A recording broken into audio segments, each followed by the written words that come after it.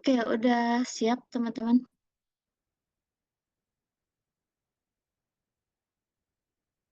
Sudah siap mulai kuliah? Siap, Bu. Coba open cam dulu sebentar.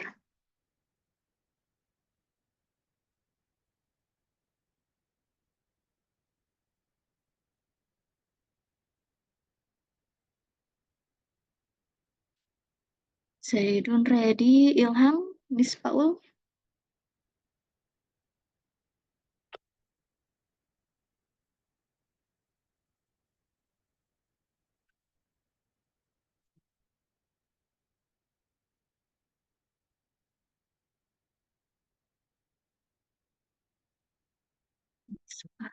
Ilham di mana Ilham?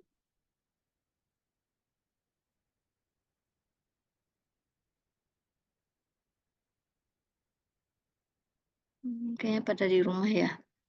Udah siap belum? Yang siap Zaidun aja. Siap. Siap, Bu. Siap ya, udah bangun ya, udah mandi ya, udah seger. Oke. Ya, bismillahirrahmanirrahim. Assalamualaikum warahmatullahi wabarakatuh. Waalaikumsalam warahmatullahi wabarakatuh. Waalaikumsalam warahmatullahi wabarakatuh. Oke, teman-teman gimana kabarnya? Sehat, semangat? Alhamdulillah sehat. Alhamdulillah, Bu. Sehat. Alhamdulillah, Bu. Sehat ya. Tadi pagi ada kuliah.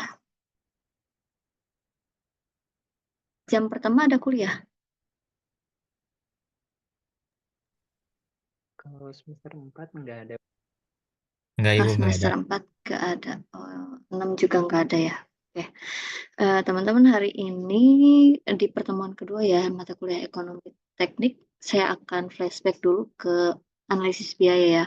Ada konsep dan jenis-jenis biaya. Nanti kenapa perlu disampaikan materi ini? Jadi acuan kalian untuk menentukan kalau di ekonomi teknik itu ada namanya BEP ya, ada jenis-jenis biayanya, ada biaya tetap, biaya tidak tetap, variabel gitu, ada biaya overhead dan lain-lain. Nah, itu nanti menjadi acuan untuk menentukan harga pokok maupun kapan sih modalnya akan balik gitu ya, kembali dalam jangka waktu berapa lama. Ya, sebelum dimulai sediakan ya gelas kosongnya. Jadi kalian harus siap menerima apapun yang ilmu yang akan kita pelajari hari ini sesuai sama kapasitas gelas ya. Kalau gelas bentuknya panjang, oh berarti volume ya air yang ditampung juga akan sesuaikan dengan ukuran gelasnya. Jadi siapkan persiapannya ya sebanyak-banyaknya dengan kapasitas yang nanti akan kalian capai juga. Ya, sebelum dimulai, siapa yang mau pimpin doa? Isfaul, Ibu. Nis Paul, ayo. Baik, sebelum melaksanakan kegiatan perkuliahan hari ini, alangkah baiknya kita berdoa dulu. Berdoa sesuai kepercayaan masing-masing dimulai.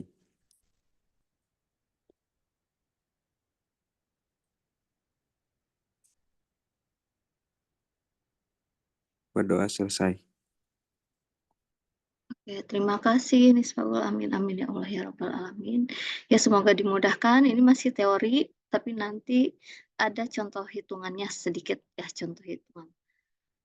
Oke, ya teman-teman jangan lupa mengisi presensi di Litera ya, karena itu jadi kewajiban kalian.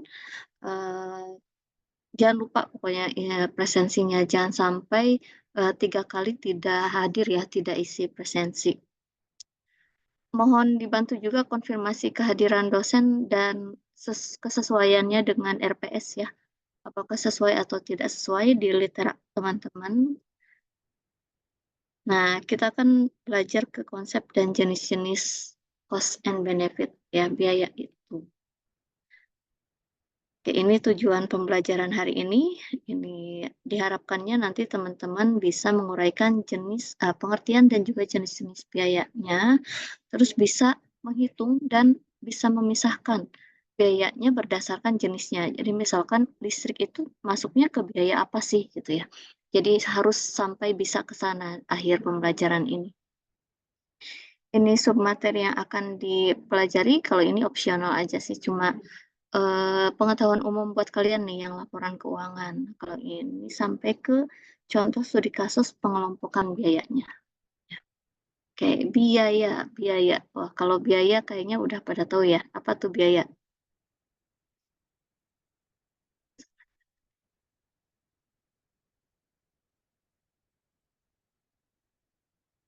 Biaya itu harus selalu yang dikeluarkan atau yang kita peroleh juga?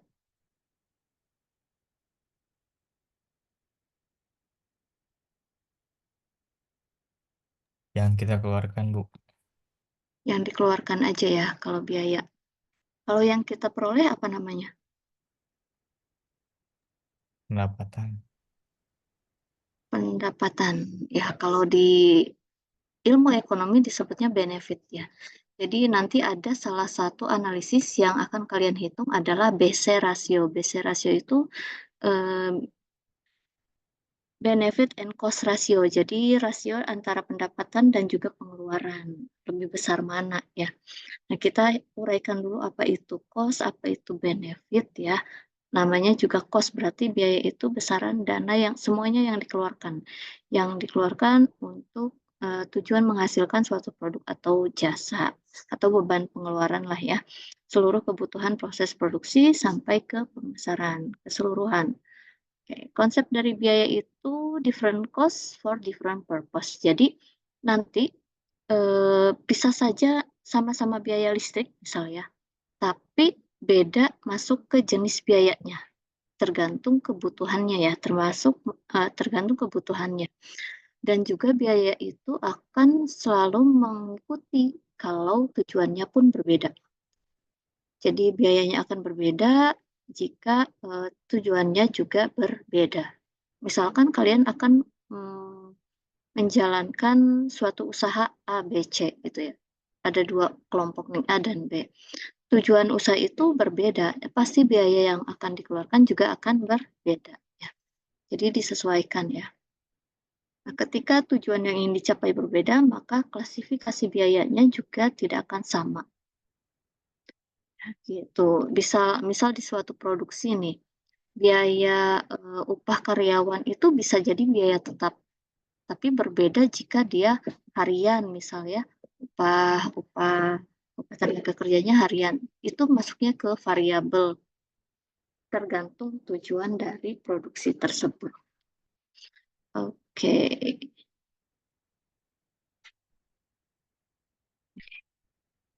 Fungsi biaya ini teoritik lah, nanti kalian pelajari ya untuk menjamin lancarnya kegiatan operasional sebagai dasar perhitungan harga pokok atau HPP ya, harga pokok penjualan.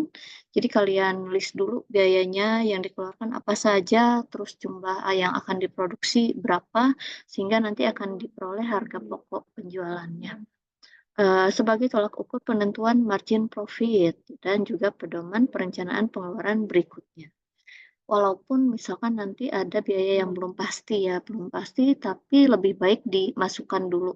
Misalkan kemungkinan kemungkinan terjualnya sekian. Nah, itu harus kalian asumsikan dulu. Jadi supaya jadi gambaran teman-teman untuk usaha tersebut. Nah, untuk klasifikasi biaya dibagi menjadi 5 jenis ya, berdasarkan waktunya, berdasarkan potensi, berdasarkan penggunaan, berdasarkan produk dan juga volume. Nah, itu tadi yang disebut kalau berbeda tujuan ya pasti pengelompokan biayanya juga akan berbeda. Nah, untuk berdasarkan waktu dibagi 3, ada historis, prediktif, dan aktual. Potensi dibagi jadi biaya peluang dan biaya sinking fund ya, biaya hangus. Untuk berdasarkan penggunaan ada investasi, operasi, dan maintenance. Berdasarkan produk fabrikasi dan juga komersial. Kalau berdasarkan volume ada fixed cost dan variabel atau biaya tetap dan biaya tidak tetap ya. Banyaknya dikelompokkannya secara umum ke ini sih berdasarkan volume ya, biaya tetap dan juga biaya tidak tetap. Kita bahas satu persatu berdasarkan waktu ya. Mana nih?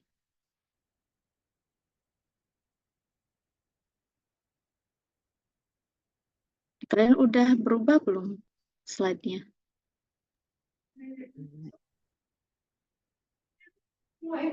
Belum, Bu. Belum ya, kenapa nih? Padahal sudah saya next. Wah.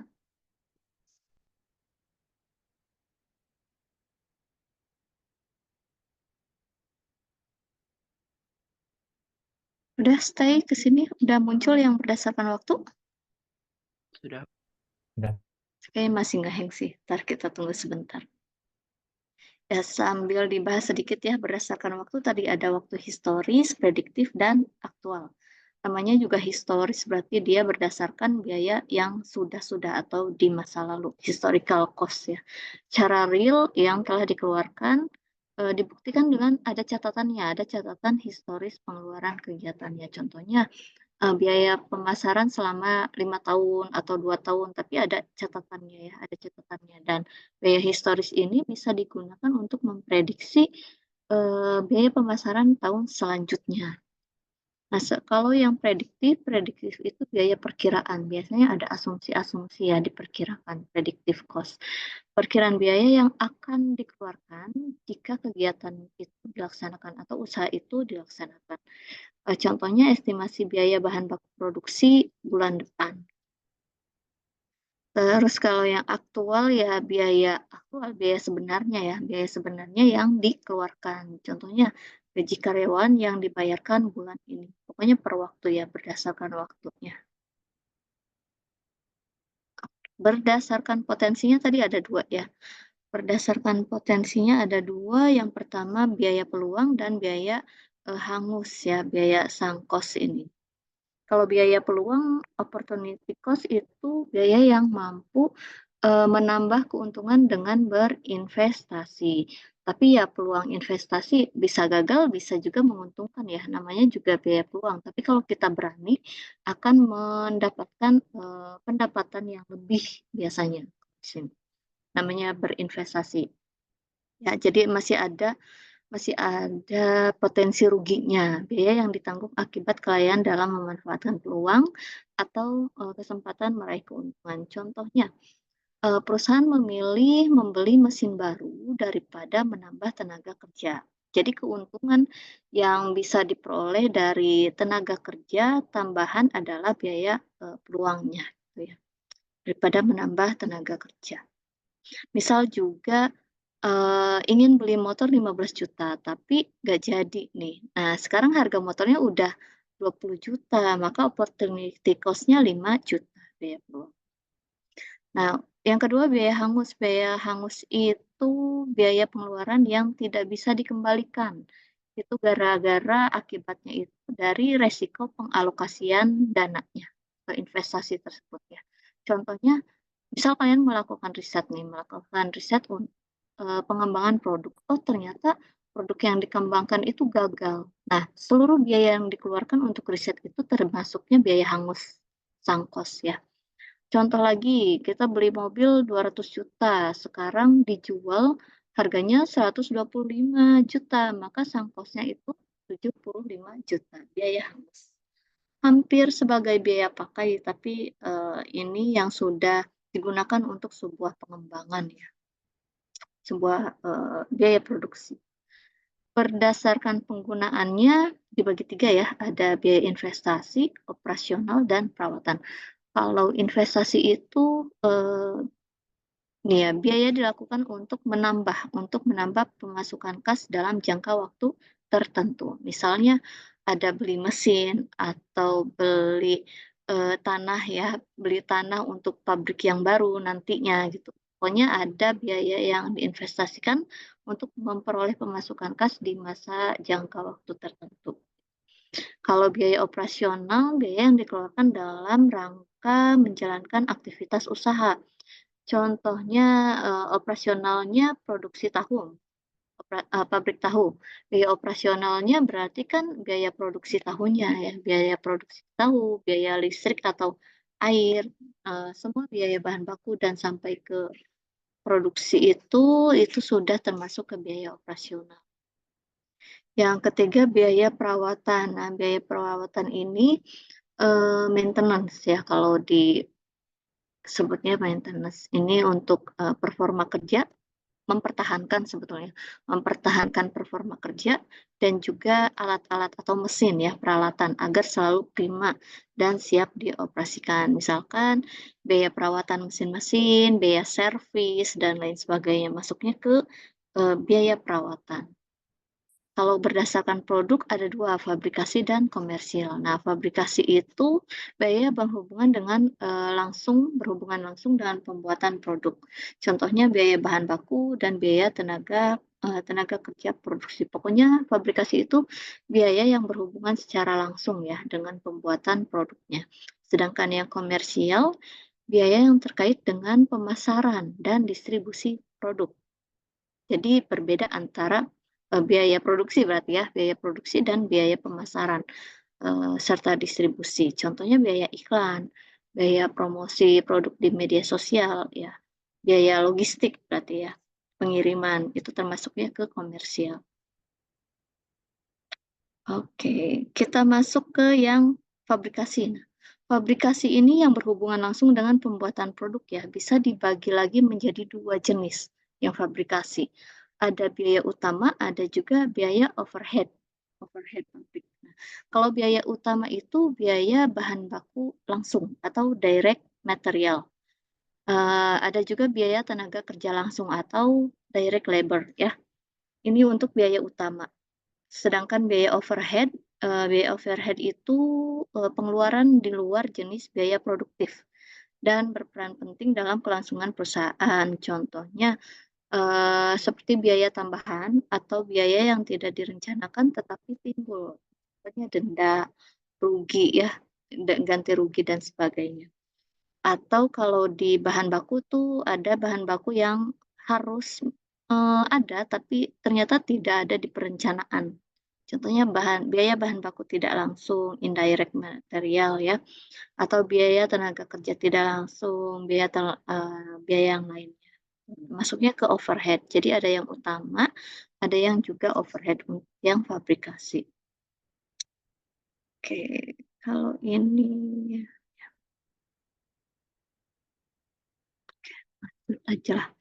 Nah, berdasarkan volume ada dua, biaya tetap dan biaya variabel. Ini yang biasa dikaji ya, biasa dikelompokkan dalam perhitungan HPP tadi itu adalah yang berdasarkan fabrikasi dengan yang berdasarkan volume. Sebentar, ini mulai ngehang lagi nih, lemot. Sudah masuk ke yang volume belum? Berdasarkan produk, Ibu. Yang berdasarkan produk ya.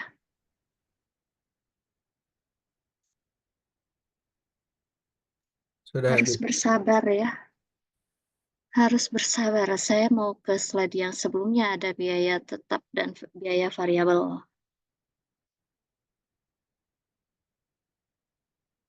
PPT-nya lumayan besar ternyata filenya. Nah, ini ya, dibagi jadi dua. Seharusnya bagi jadi dua, nanti yang biaya campuran tadi kalau bisa dimasukkan ke antara dua ini, yang biaya campurannya.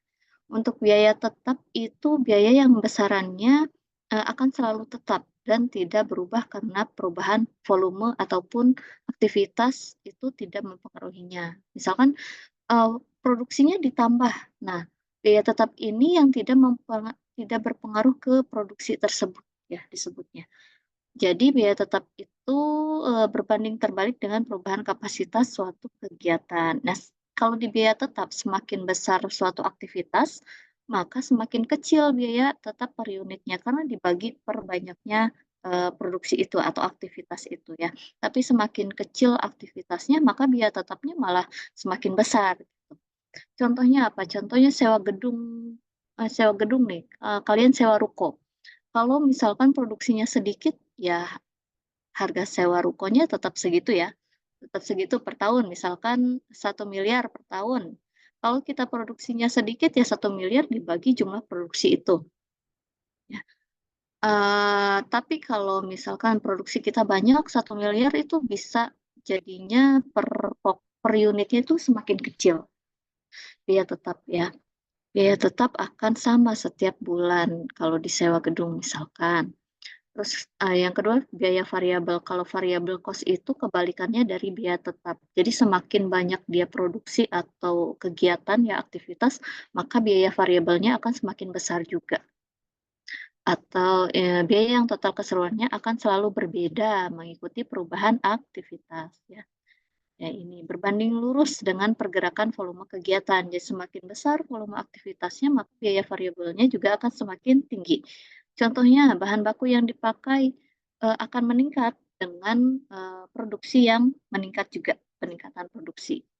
Contohnya kalian punya usaha ayam goreng, gerobak itu ya, gerobak ayam gorengnya itu masuknya ke biaya tetap. Misal ayam gorengnya yang di kaki 5 deh. Biaya gerobaknya itu masuknya ke biaya tetap, tapi biaya produksi tiap harinya itu masuknya ke biaya variabel. Ya, tergantung seberapa banyak aktivitas penjualannya, proses produksinya. Kalau misalkan sehari produksi 100 ekor ayam ya, 100 ekor ayam.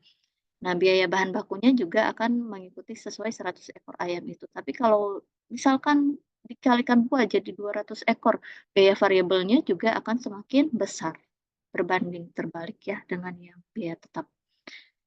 Next ada biaya campuran, mixed cost. Nah, ini karakteristik gabungan dari biaya tetap dan juga biaya variabel. Kalau bisa ini yang campuran langsung dikategorikan ke tetap dan tidak tetap aja ya. Fixed cost atau variable cost.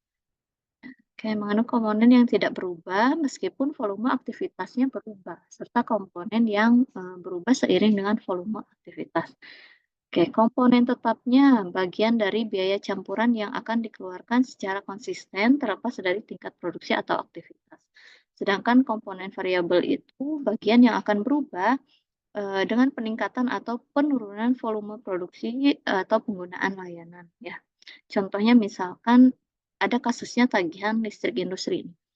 Komponen tetapnya itu biaya administrasi atau biaya dasar yang harus dibayar setiap bulan, karena tetap ya tiap bulannya administrasinya. Sedangkan komponen variabelnya biaya pemakaian listrik yang meningkat seiring dengan penggunaan energi pada saat produksi meningkat. Jadi ini listrik dan air ini gambling ya, dia masuknya ke biaya campuran memang. Bisa jadi komponen tetap kalau tiap bulannya ada yang dikeluarkan besarannya sama, dan juga ada yang termasuk ke komponen variabel karena tergantung aktivitas yang kita lakukan gitu, penggunaan aktivitas yang kita lakukan.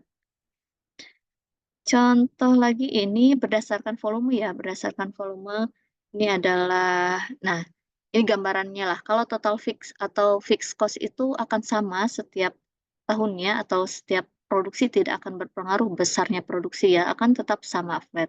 Tapi kalau variable cost semakin banyak aktivitasnya akan semakin tinggi juga biaya variabelnya. Nah, mix cost ini biaya campuran ada 2 tadi ya, ada yang disebut sebagai komponen yang tetap, ada juga yang variabel. Tadi kita sudah bahas jenis-jenis cost. Nah, sekarang benefit, cost and benefit. Benefit itu ya secara harfiahnya manfaat ya. Manfaat dan juga keuntungan, manfaat atau keuntungan. Nah, jenis-jenis benefit ada yang kita merasakan manfaatnya secara langsung, secara tidak langsung, ada juga manfaat tangible dan juga manfaat intangible. Ada 4 jenis benefit. Kalau manfaat langsung itu manfaat yang secara langsung dapat kita rasakan atau dapat langsung diperoleh. Misalkan pembangunan PLTA, ya secara langsung kita akan memperoleh listrik gitu ya. Terus ada pembangunan jalan tol, ada perlindungan daerah terhadap banjir. Manfaat langsungnya ya kita terhindar dari banjir. Kalau manfaat tidak langsungnya itu efek multiplier ya, contohnya karena ada pembuatan jembatan, daerahnya berkembang, daerah industrinya semakin berkembang karena adanya pembangunan jembatan. Efek yang tidak langsungnya, manfaat tidak langsung atau karena ada pembangunan PLTA, maka tingkat pendapatan pemerintah dari pajak jadi meningkat, itu manfaat tidak langsungnya. Kalau manfaat tangible itu manfaat yang dapat diukur dalam bentuk suatu nilai uang ya, atau in terms of money. Jadi ada besarannya manfaatnya. Kalau intangible, kebalikan dari manfaat nyata, di mana manfaat tidak bisa diukur oleh uang. Contohnya apa? Tadi ada pembangunan perlindungan daerah terhadap banjir. Oh, ada timbulnya perasaan rasa aman ya, rasa aman terhadap ya banjir sesudah adanya proyek yang pengendalian banjir tersebut. Atau perbaikan pemandangan karena adanya taman yang indah ya. Jadi kita ada yang intangible ya.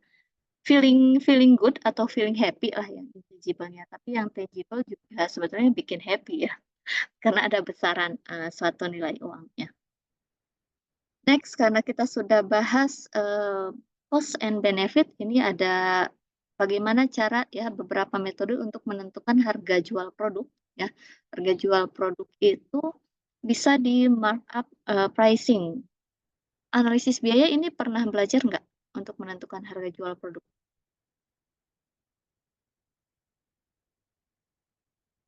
Sudah, Bu. Pernah dipelajari? Oh, sudah. Ya, sudah ya. Oke, ini berarti remind kalian kembali ya. Oke, ada beberapa metode ya. Salah satunya markup pricing. Jadi rumus harganya itu yang paling sering digunakan adalah markup pricing. Nah, ini adalah cara untuk menghitung harga jual yang paling mudah dan sederhana. Dengan rumus ini bisa menentukan harga jual dengan markup harganya sesuai keinginan ya. Ini adalah rumusnya. Modal yang kalian keluarkan ditambah ya biaya markup-nya. Mau seberapa sih keuntungan yang kalian peroleh? Ini paling sederhana sebetulnya. Contohnya, Anda memiliki 50 pasang sandal kayu tradisional dengan harga modalnya 56.000. Tapi untuk menghitung harga modal tadi kalian harus kelompokkan ya biaya tetap dan biaya variabel kalau berdasarkan volume. Kalau berdasarkan yang tadi ada yang biaya eh, variabel ya, biaya variabel dan biaya tetap. Contohnya sudah di list dulu mana yang termasuk ke biaya tetap, mana biaya yang tidak tetap. Jadi bisa diperoleh harga modalnya 56.000 per pasang, berarti dibagi per unit produksinya ya. Dari setiap pasang sendal kalian ingin dapat keuntungannya 20.000, ya sudah harga jualnya jadi ini. Jadi ditambahkan saja dengan keuntungan yang kita inginkan ya, jadi 76.000. Nah, setelah ini bisa menentukan berapa sih kira-kira kalau saya produksi sekian, keuntungannya berapa, omsetnya berapa yang akan diperoleh. Ini yang paling gampang sih, yang paling gampang ya metodenya markup pricing. Metode yang kedua ini cost plus pricing ya. Dari cost ditambahkan pricingnya. Jadi modal ditambah biaya operasional, tambah lagi misal ada pajaknya ya, ada pajaknya ditambah persen laba dari modal. Baru bisa menentukan harga jualnya. Nah, ini contohnya. Anda punya 100 pasang sepatu dengan harga modalnya 250.000 per pasang. Oke, di toko Anda terdapat 3 orang karyawan. Setelah dihitung berapa biaya operasional yang dibebankan untuk jenis sepatu yang ingin dijual tersebut adalah 100.000 ya, 100.000. Tagihan listrik, internet, dan pajak semuanya dibebankan ke satu produk ini ya.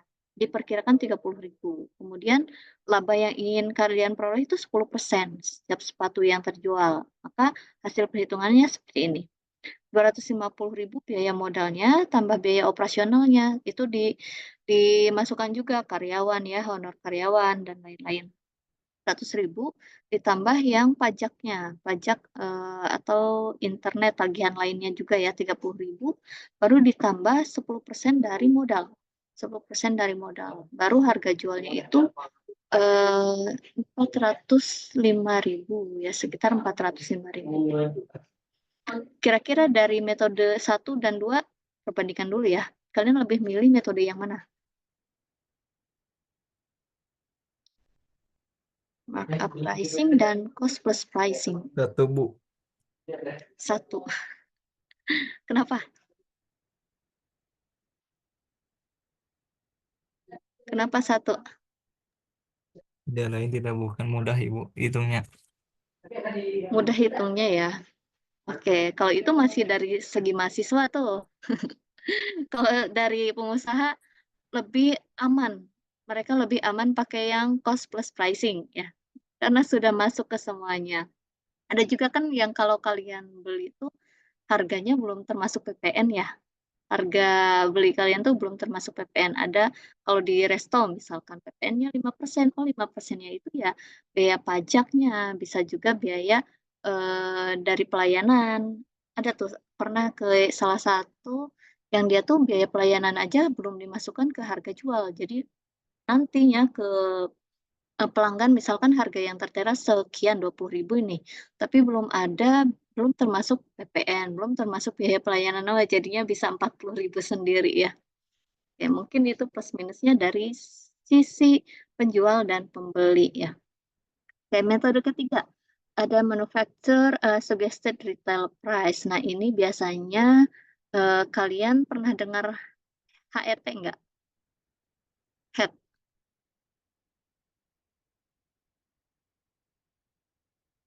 Harga eceran tertinggi.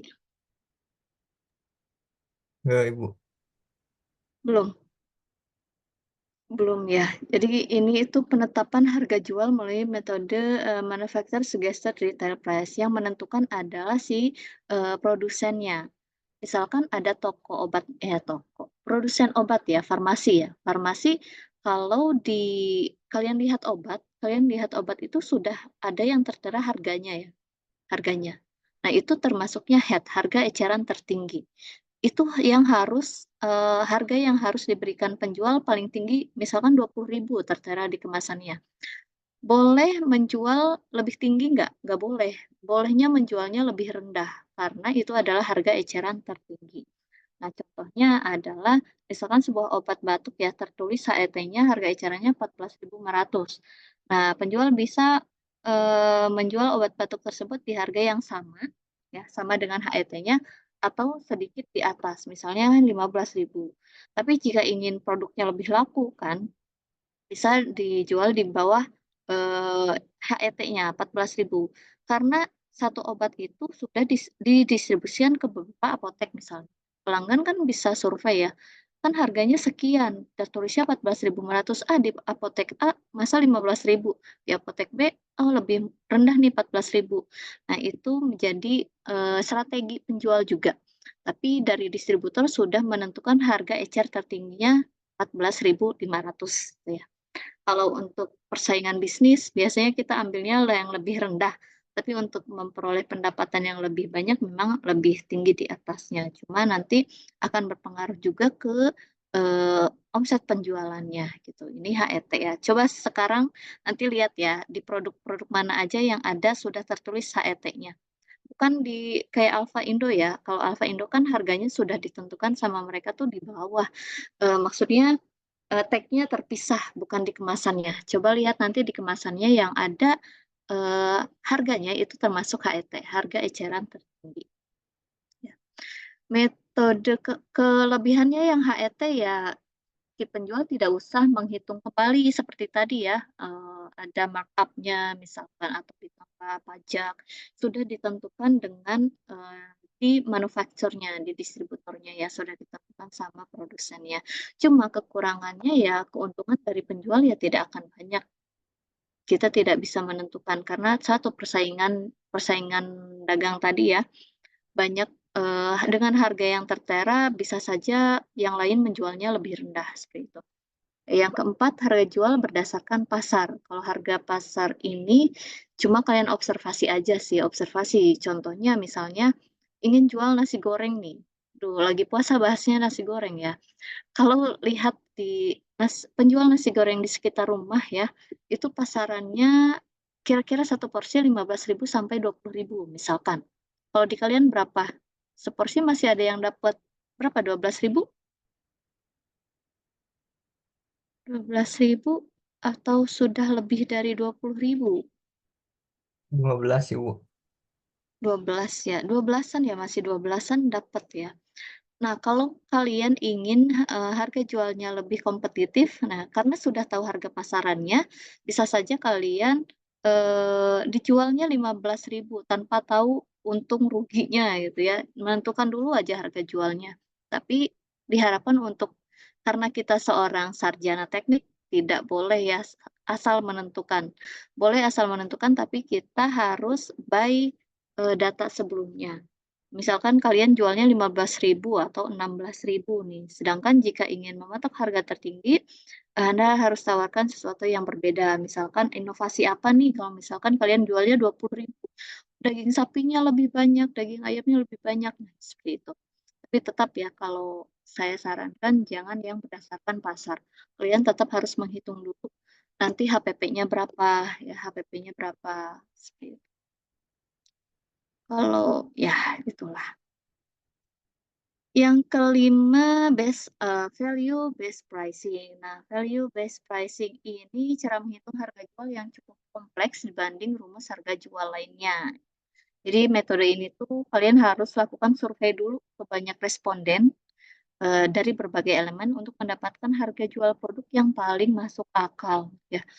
Tapi kalau ke responden sih harusnya takutnya malah tidak balik modal juga karena yang konsumen inginkan kan ya pasti yang produk murah tapi harga enak atau kualitasnya bagus gitu ya. Contohnya dari value based pricing itu adalah misalkan Anda punya mainan action figure nih, limited edition yang hanya ada 10 buah di dunia. Ketika barang itu dicari banyak orang, kalian bisa memakai sistem lelang. Nah, ini pakainya sistem lelang untuk mematok harga jual hingga berkali-kali lipat dari harga saat kalian pertama kali membelinya.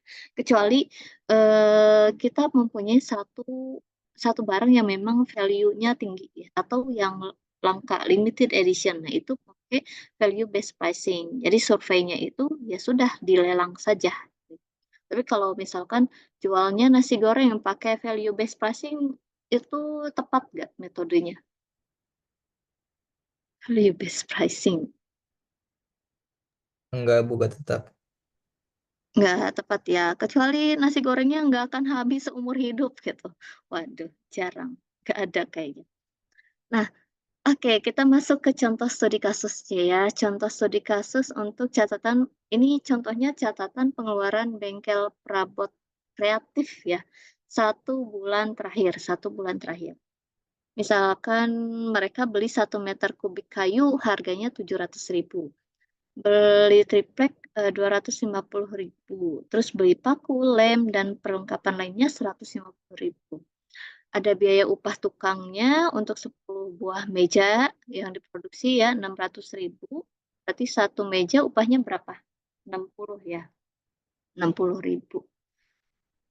Oke, biaya rekening listriknya 200.000, di mana 60% untuk biaya mesin. Nah, kalau biaya listrik memang harus kalian bisa prediksikan dibagi ya. Berapa persen untuk mesin dan berapa persen untuk listrik umum atau penerangan. Sisanya untuk penerangan misalkan. Terus biaya teleponnya 100.000 untuk 1 bulan. Biaya upah tukangnya 900.000 untuk 15 buah meja. Oke, biaya gaji kepala tukang, pegawai pembantu dan lain-lain 1 juta per bulan. Depresiasi mesin dan fasilitasnya 500.000 per bulan. Oke. Kalau semua bahan yang dibeli itu habis terpakai, oke, kerjakan hal-hal sebagai berikut. Kita akan mengelompokkan pengeluaran berdasarkan biaya primer dan biaya overhead pabrik ya. Primer dan juga overhead. Terus kita akan menghitung biaya produksi untuk 1 unit mejanya berapa. Dan ketiga kita kelompokkan juga berdasarkan biaya tetap dan biaya variabel. Hitung break even point produksi meja jika harga jualnya 300.000. Ini baru perkiraan harga jual 300.000 ya. Kita akan pertama kelompokkan berdasarkan biaya primer dan overhead. Nah, kalau biaya primernya itu tadi ya biaya-biaya peralatan yang digunakan dalam produksi ya.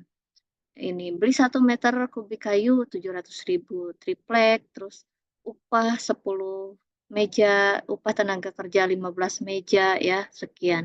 Jadi ini adalah biaya primernya. Jadi yang digunakan untuk yang produksi. Kalau biaya overheadnya tambahan berarti ya, biaya produksi tambahannya bahan baku tambahan tadi kan beli paku, lem ya. Ini biaya bahan baku tambahannya, terus gaji kepala tenaga kerja dan pegawai, biaya listriknya 200.000 ya, biaya telepon 100.000, depresiasinya 500.000. Oke, jumlah overheadnya sekian, jumlah biaya primernya 2.450.000. Jadi total biaya produksinya ditambahkan dari biaya primer dan juga overhead 4.400.000. Kita akan hitung total biaya produksi untuk satu mejanya berapa sih dengan tadi ya, dengan 4.400.000 biaya total produksinya. Ya. Biaya total produksinya dibagi jumlah unit produksi. Tadi kan ada produksi 10 meja dan 15 meja ya, tapi upahnya juga berbeda gitu. Ada 10 meja dan 15 meja. Jadi yang diproduksi 25 unit meja. Kalau kita hitung ternyata harga untuk satu unit mejanya 176.000 per unit.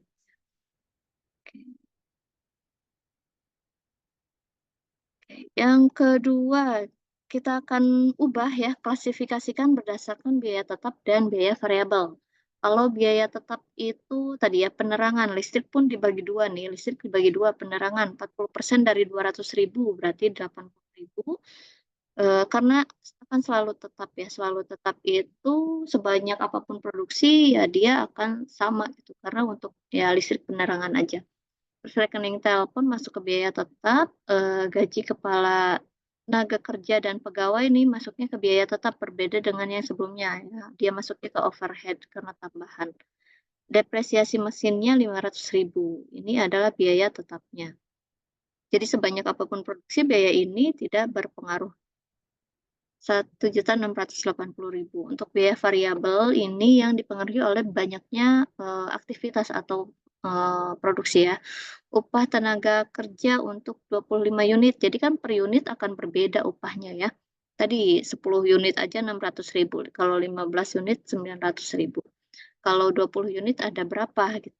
Ini termasuknya biaya variabel. Terus beli kayu untuk 25 unit meja 700.000. Triplek, lem, paku ya. Biaya listrik 60%, ini untuk mesin berarti ya. Untuk mesinnya 60%, 120.000. Jadi jumlah biaya variabelnya 2.720.000. Oke, untuk menentukan harga berapa sih per unitnya, jadi total variable cost dibagi dengan jumlah produksi. Jadi yang dihitung adalah variable cost-nya. Ya. Variable cost-nya dibagi jumlah produksi. Segini, 108.800.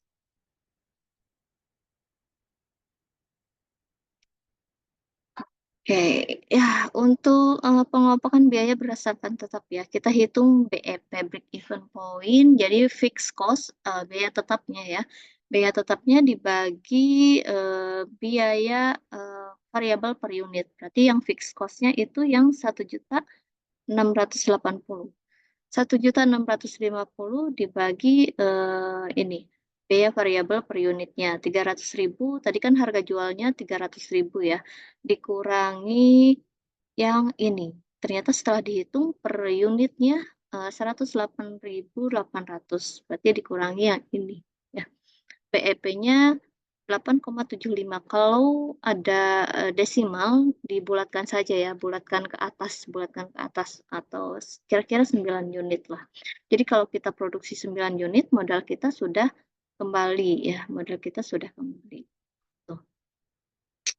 Ini untuk contohnya, saya contohkan dua ya, dua jenis pengelompokan biaya. Satu biaya primer dan overhead, yang kedua biaya tetap dan biaya variabel. Kalau ini contoh-contoh laporan keuangan lah, laporan keuangan tidak perlu dibahas secara detail lah ya di sini. Contoh laporan rugi laba, terus ini contoh laporan arus kas ya. Contoh neraca, laporan tentang posisi harta, hutang, dan milik sendiri suatu perusahaan. Ribet. Oke, saya jelaskan dulu untuk tugasnya ya.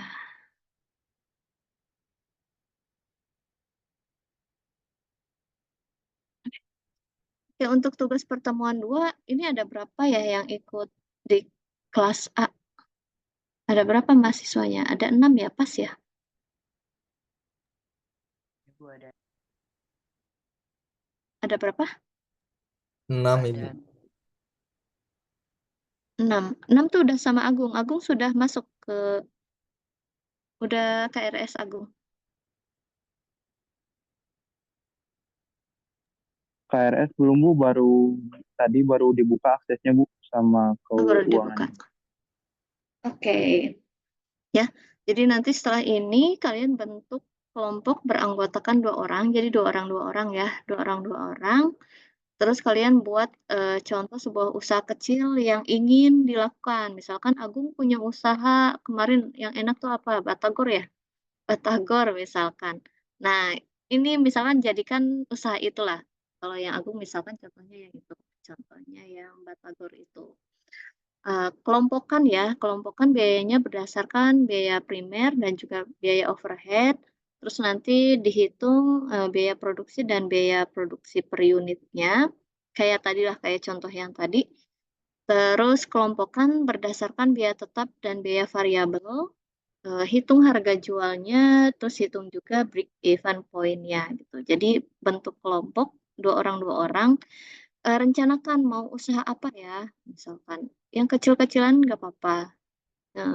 Kemarin misal ada yang saya ingin jual ayam goreng Bu, kayak KFC gitulah ayam goreng ya.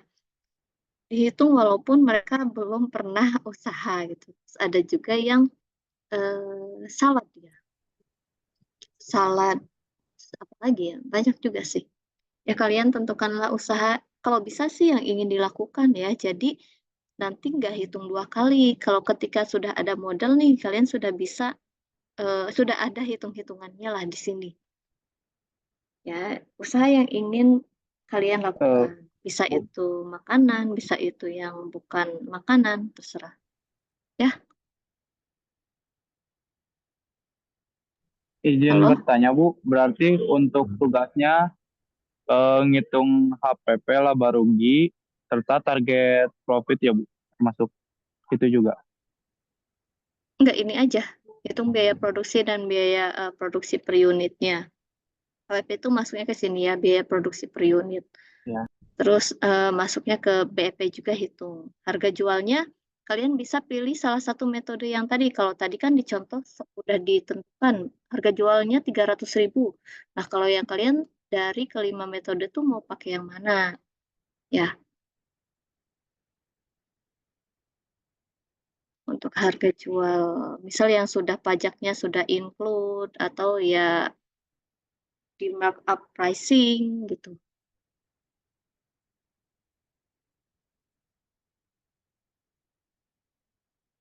Oke, jelas?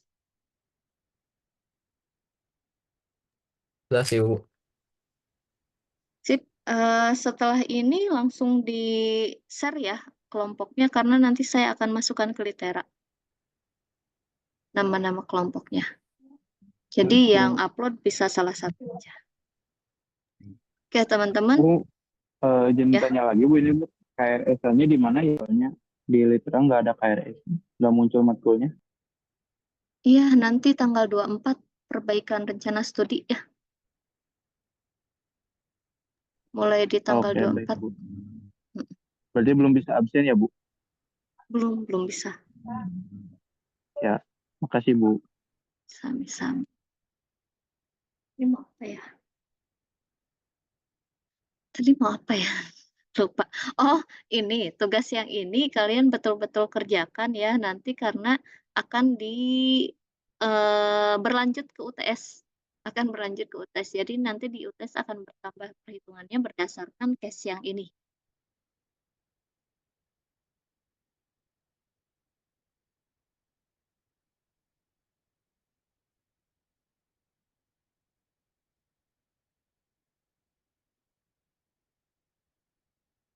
Oke, nanti salah satu proyek UTS-nya ya lanjutan dari proyek yang tugas kedua ya untuk UTS-nya. Lowbat. Ya, ada lagi yang ingin ditanyakan?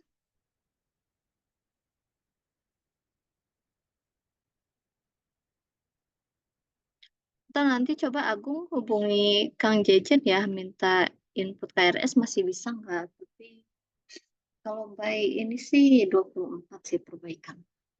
Coba kalau diinputkan dari admin fakultas bisa nggak? Baik, Bu. 4 sampai 29. Oke, teman-teman, sudah aman? Tidak ada yang ingin ditanyakan? Saya tunggu untuk nama list kelompoknya ya di grup. Silahkan di-share karena harus saya langsung masukkan ke Litera ya. Terima kasih teman-teman semuanya. Jika tidak ada yang ingin ditanyakan, kita akhiri perkuliahan hari ini ya. Semoga teman-teman dapat ilmu baru. Lowbat, sudah lowbat ternyata ya. Oke, terima kasih. Assalamualaikum warahmatullahi wabarakatuh. Waalaikumsalam. Waalaikumsalam warahmatullahi wabarakatuh.